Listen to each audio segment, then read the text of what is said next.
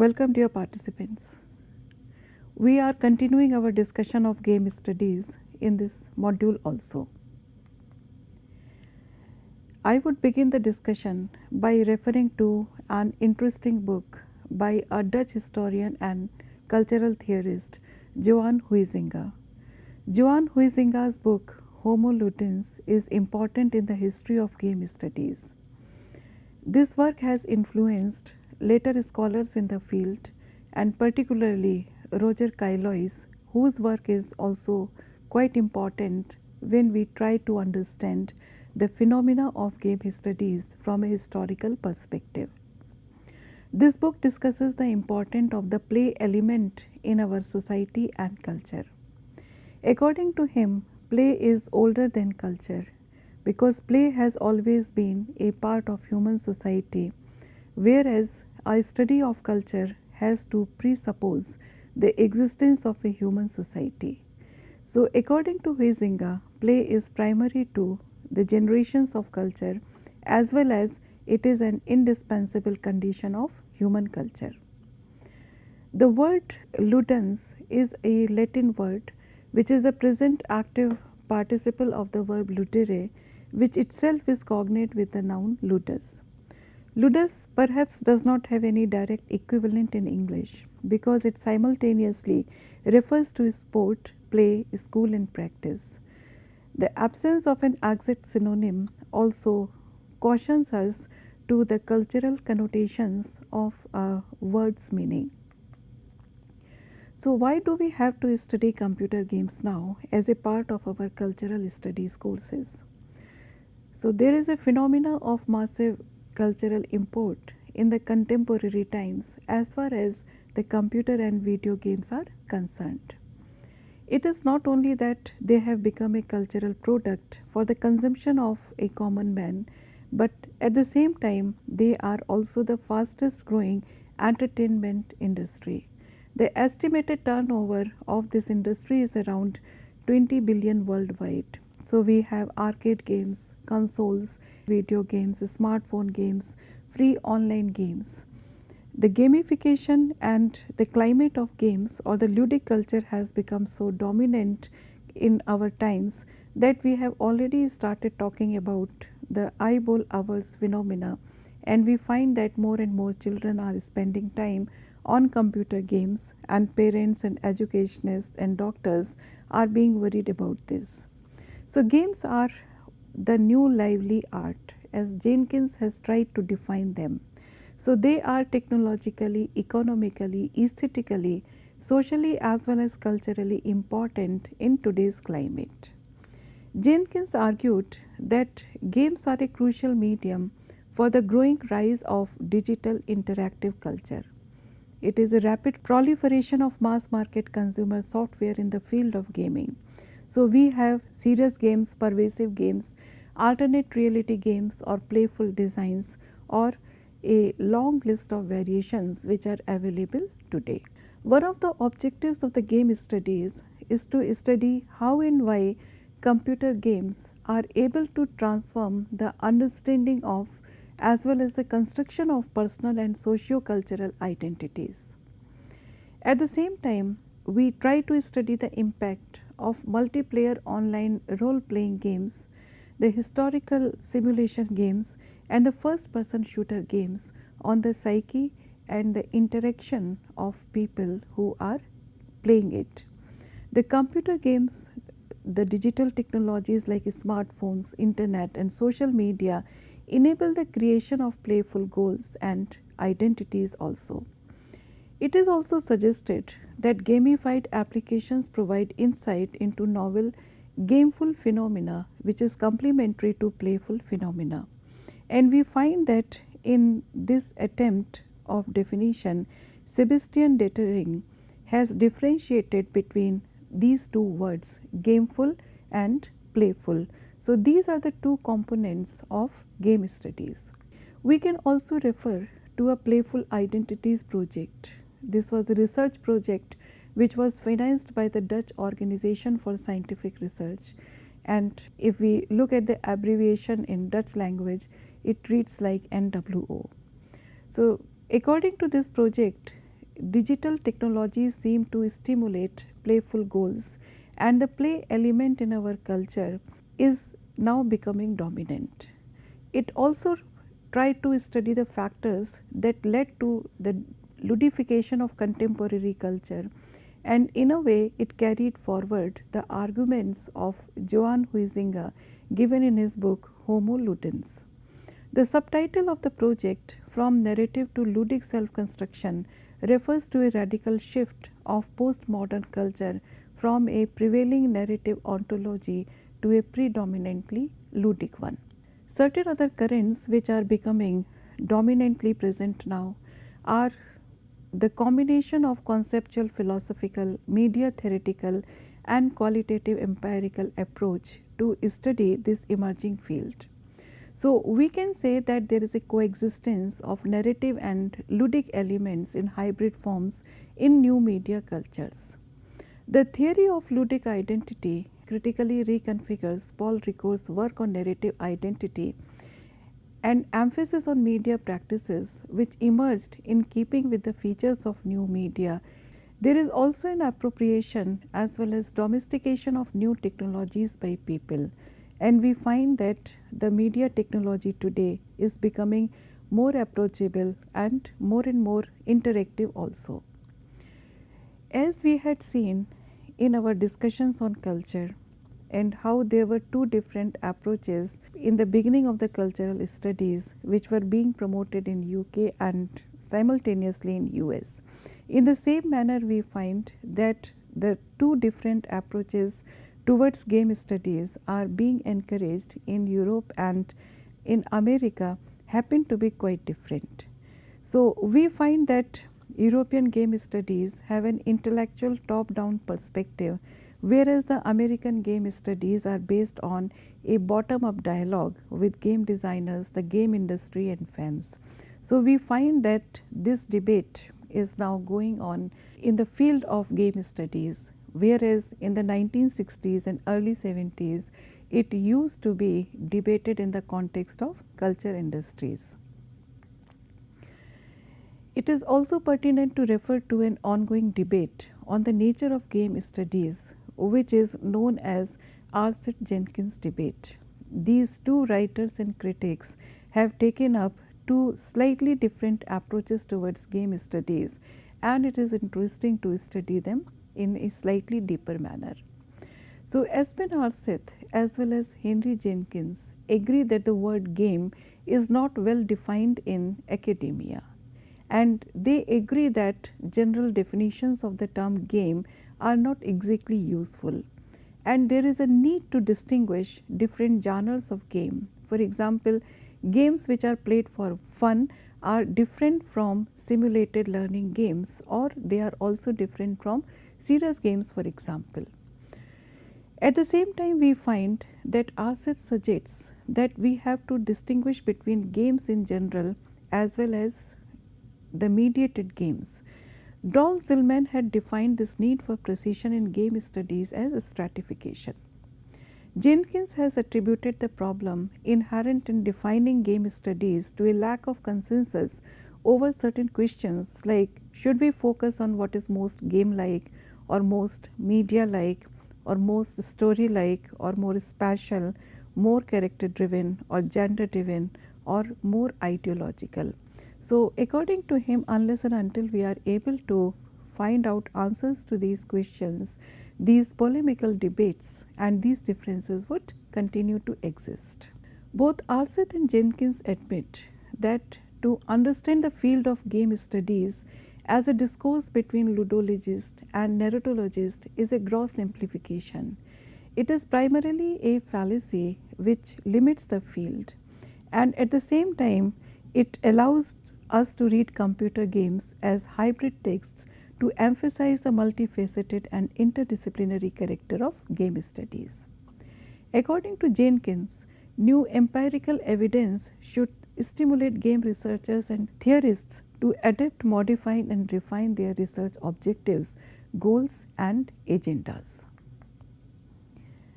Arcet argues that narratology is not exactly a good model for studying or understanding computer games. According to him, there is a transitional phase is still going on in the development of our study of games. So there is a paradigm shift which is to be involved here. There is a need for studying computer games as a new discipline because they have been colonized by cinema and literary studies, and unless and until we are able to free them from the impact of the research methodologies of cinema and other literary studies, we would not be able to focus on game studies properly. He also rules out narratology as an outdated paradigm, and he suggests that the new theories and models have to be developed in order to enhance the academic discipline further. In comparison to Aarseth, we find that Jenkins has argued in favor of adopting a middle ground position. So he advocates the adoption of competing frameworks of interpretations. And he says that this should enable us to examine games less as stories than as a space ripe with narrative possibility. And he thinks that narratology and ludology are equally productive, and we should not think in either or terms. Another work which has to be mentioned in this context was published in 2005, Homo Ludens 2, Play, Media and Identity by Friesen, Lamas, Leng and Reasons. It has focused on ludification of digital media cultures. This work talks about digital identity and demonstrates how the actual playful technologies which have been embraced worldwide with great enthusiasm in the past decades have also affected our identities, and how our identities cannot be separated from them.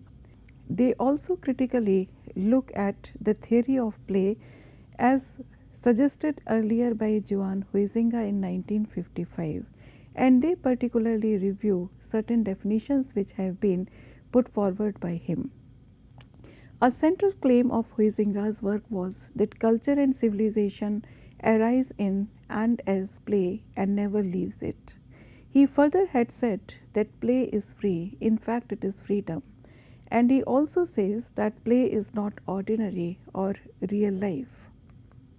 Huizinga had also said that play is distinct from ordinary life with respect to both locality and duration, and suggested that it is not that play creates order, it is order.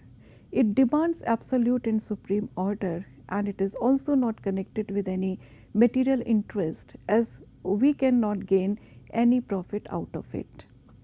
So, in this book, these critics suggest that we have to upgrade Huizinga's theory in the era of digital technologies. So, whereas for Huizinga, play and technology were complete opposites, we find that they have come together in today's world. So, the connection between the ludic dimension and the medium specific qualities of media and digital technologies have to be foregrounded now. So, the multimediality, virtuality, interactivity and connectivity of media and games, and also their interactions with our everyday life, have to be understood in a fresh manner. And therefore, the concept of Homo Ludens 2, play and technology, are deeply entwined, and both play and technology are derived from the same ludic dimensions. A critical elaboration of Huizinga is also taken up by Caillois in his work. Caillois had introduced certain other categories like chance and vertigo, which help us in changing our perception, and had also introduced two different attitudes to play, and the titles he had suggested for these two attitudes are paideia and ludus. Paideia is the amorphous and spontaneous activity. It is active, it is spontaneous, it is exuberant. And if we look at the etymology of this word, we find that it comes very close to that of the state of a child. So, the playfulness is inherent in the interpretation of the word paideia.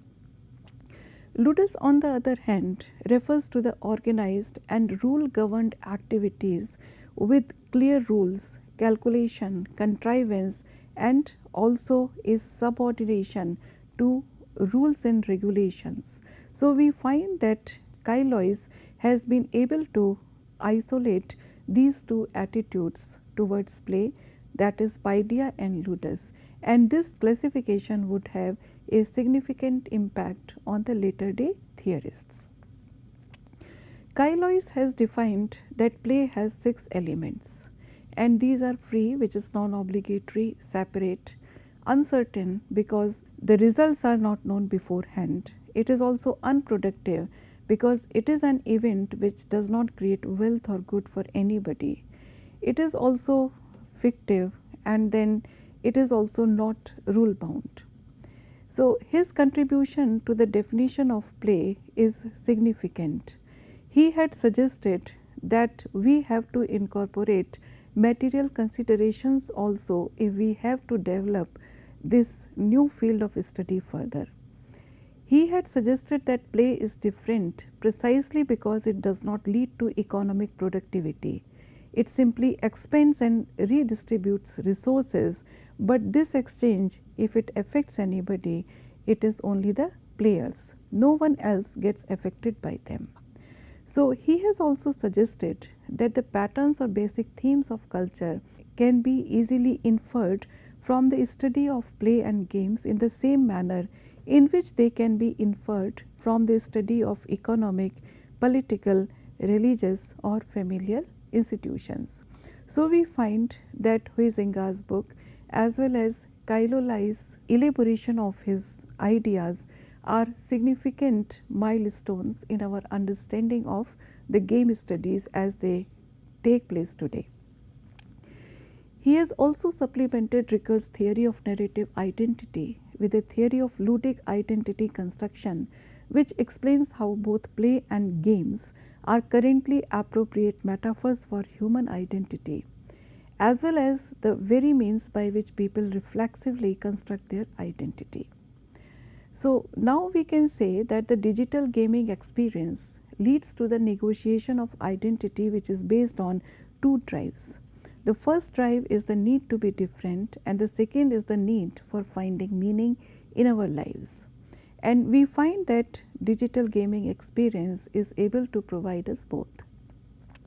Within digital cultures, games exist as a realm of aesthetic rethinking and pleasure. So, there is an expression of subconscious and psychoanalytical drives in virtual identities. So, the tendency towards autonomy, freedom and change get an expression in a virtual world. It is also a medium where self-persistence of reality can be fulfilled or forgotten, and both these possibilities simultaneously coexist. So, ludification is a term which is important for us to understand in the context of game studies.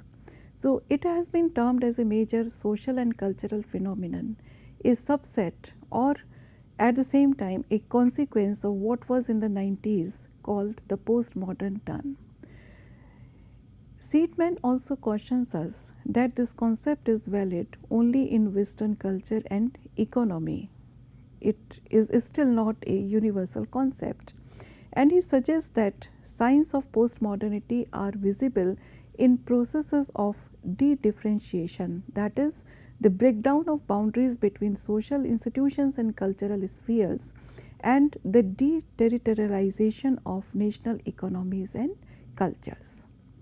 The term ludification describes the spread of play as a routine activity in everyone's life. The term is derived from the word ludic and ification. Ludic, as we have seen, is the Latin word for to play.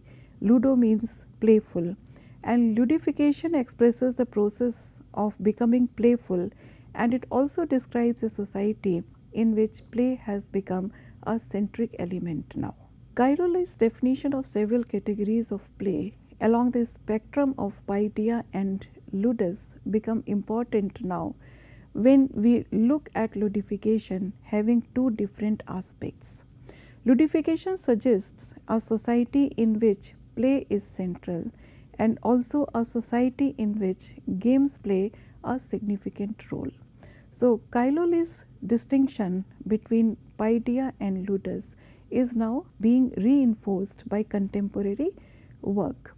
Ludification of culture suggests that play and games are transforming into key elements of law, knowledge, customs, beliefs, art, and morality.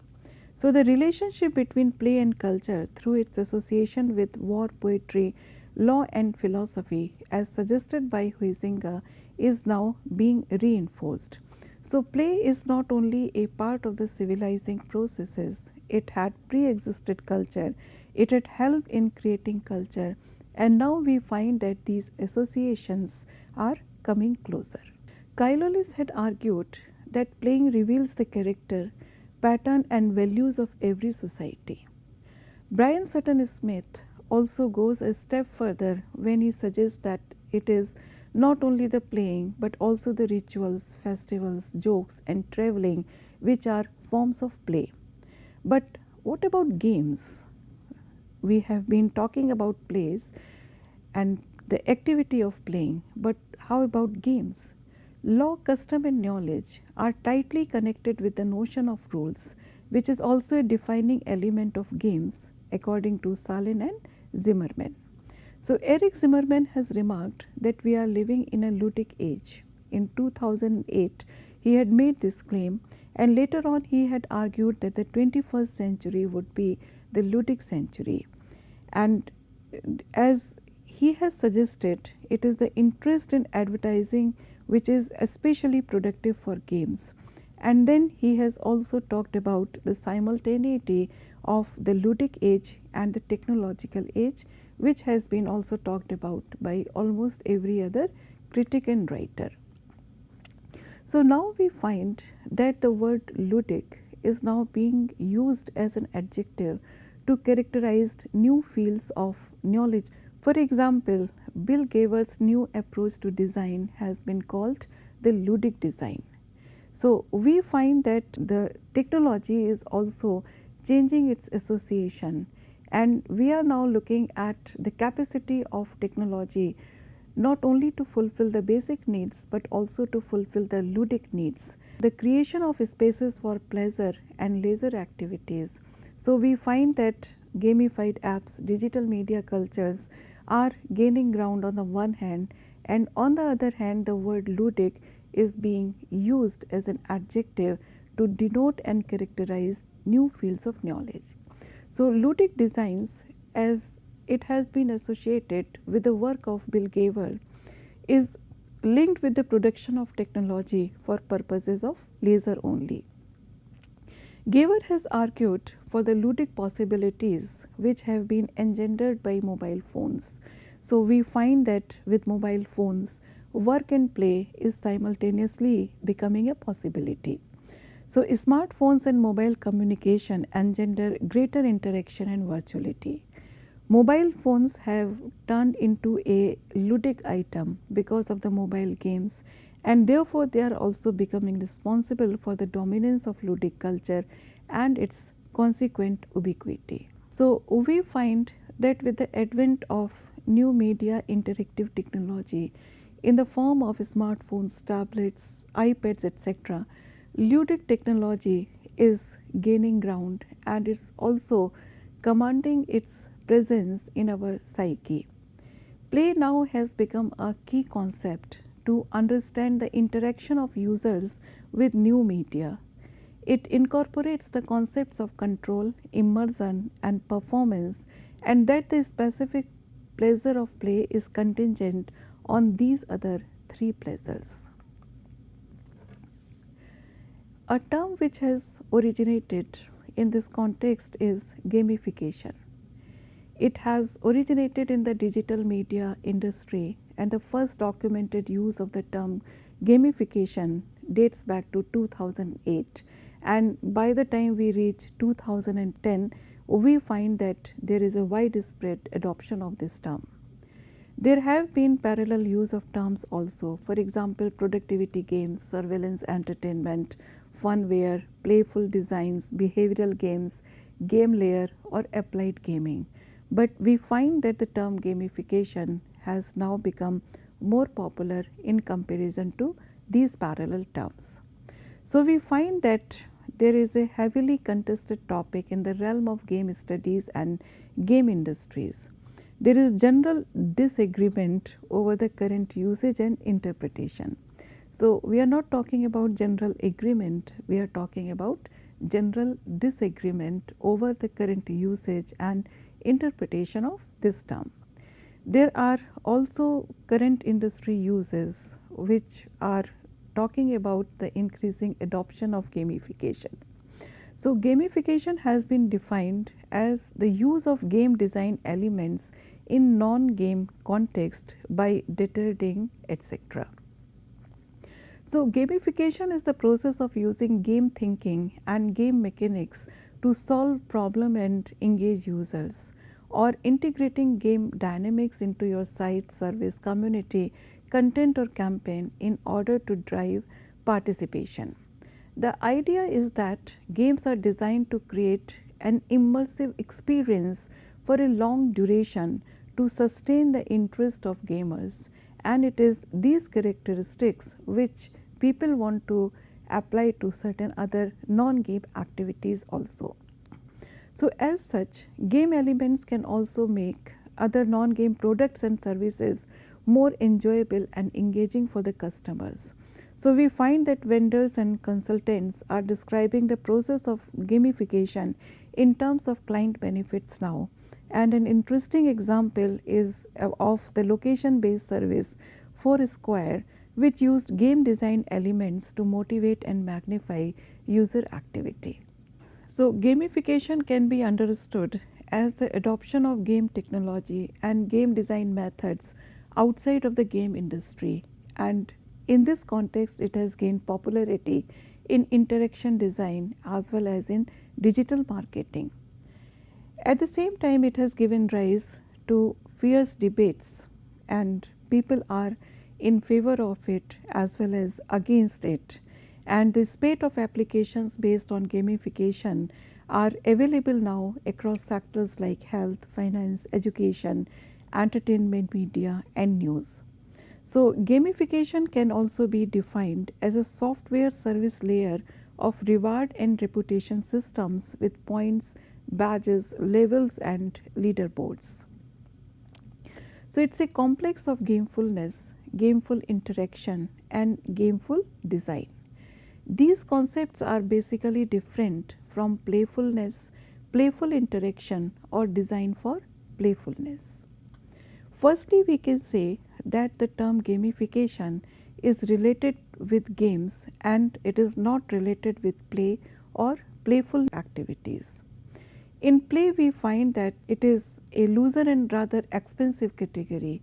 It contains games, but it also is basically different from games. In game studies, the difference between games and plays goes back to Kailoli's concept of paideia and ludus. Paideia is related with playing, which has more freedom, which is more expressive, which is improvisational, and even tumultuous recombination of behaviors and meaning. Ludus, on the other hand, captures playing, which is structured by rules, and therefore there is a competitive strive towards goals.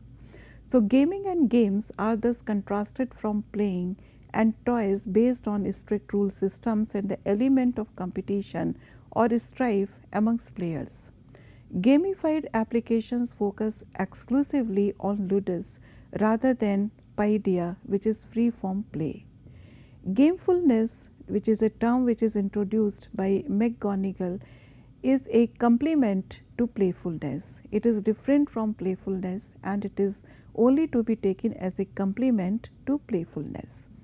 Playfulness denotes the experiential and behavioral qualities of playing, whereas gamefulness denotes the qualities of gaming. So, gameful interaction is related with artifacts affording that quality, and gameful design is designing for gamefulness, typically by using game design elements. We can say that gamification refers to the use of design elements characteristic for games in non-game contexts. When we say use, then we say that it is the use rather than the extension of certain things. It is also design rather than game based technology or other game related practices. Elements are also different from full fledged games. Characteristics for games are also different from play or playfulness. And when we talk about non game context, then we say it regardless of specific usage intentions, context, or media of implementation. In this slide, we can say that the concept of ludification of culture has been explained by attempting to situate gamification in the larger field. So, here we find that Deterding and Sebastian have talked about serious games, other game elements, pervasive games, etc. And they have also tried to situate them in larger field figures.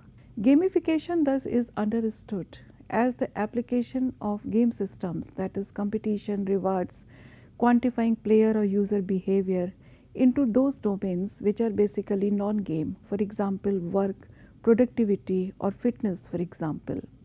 Such practices are deeply problematic as they represent the capture of play in the pursuit of non-liberal rationalization and the managerial optimization of working life and labor. And at the same time, we find that applying games and play to social life is also central as a form of resistance against the regularity and standardization of everyday behavior. So, I would conclude by saying that the arguments and counter arguments for game studies are interesting reminders of the early debates based on what has to be included in the cultural studies programs of various universities and what is to be left out. Thank you.